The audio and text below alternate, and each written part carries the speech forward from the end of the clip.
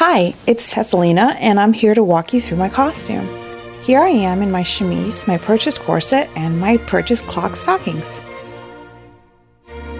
I am putting on my corset cover, which is made out of the same material that I used for my chemise. It is a pale yellow cotton, and it's really nice and sheer. I used 7 natural bone buttons at the front closure and a cotton lace at the neckline and sleeves. I like to hide the straps of my chemise so I don't ruin the low and wide neckline of the 1860s corset cover. Now, I know it was customary of women of the era to wear pantaloons as part of the underwear set. I just really don't feel comfortable in them, and I really don't like them. So what I do is I just wear my modern panties under my chemise, except the bra, and then I wear a light white petticoat for modesty, just to hide anything in case the hoops fly out. Before I put on my hoops and my skirts, I do like to put on my top layer blouse, which in this case happens to be a white cotton Canazoo or Garibaldi blouse. It has some velvet ribbon trimmings as well as some lace inserts in the front. I got the pattern for this blouse from Truly Victorian.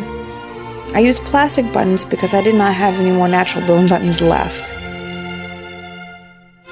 I put some lace detail on the sleeve ends and around the neckline.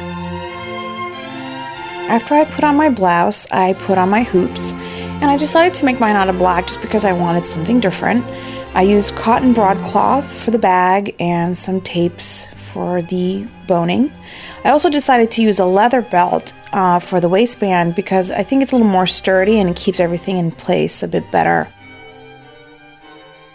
I also made a little bustle pad in the back, thanks to Jenny Lithgow's advice, just to support everything better and keep everything in place. On top of my hoops, of course, I put on my petticoat, which covers everything up and, shapes the silhouette really nicely. I used the same pale yellow cotton that I used for my chemise and corset cover. And for the hem, I took a modern cotton skirt and just basically deconstructed it to have a nice little flounce at the bottom. It has a hook and eye closure, and unfortunately right now the waistband doesn't really fit me as well as it should, so I will definitely have to fix that. Of course, I have to always make sure that everything's covered, and I have to fix the petticoat, and a few little bounces will always do the trick. On top of my petticoat, of course, goes my top layer skirt.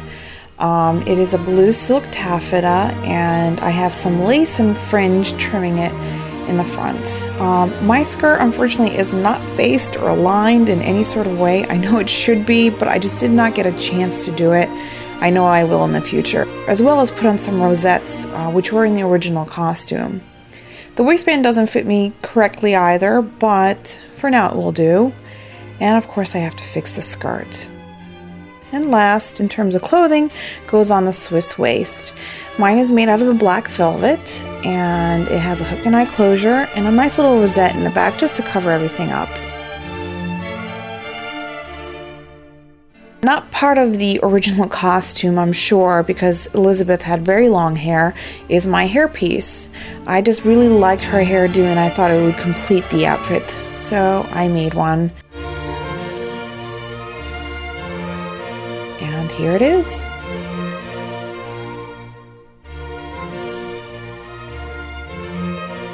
And there it is, my costume.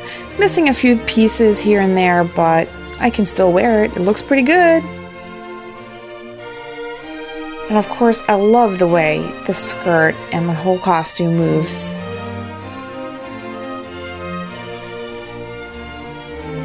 Of course, I had to have a few of these clips of me twirling around. It just looks so much fun, doesn't it?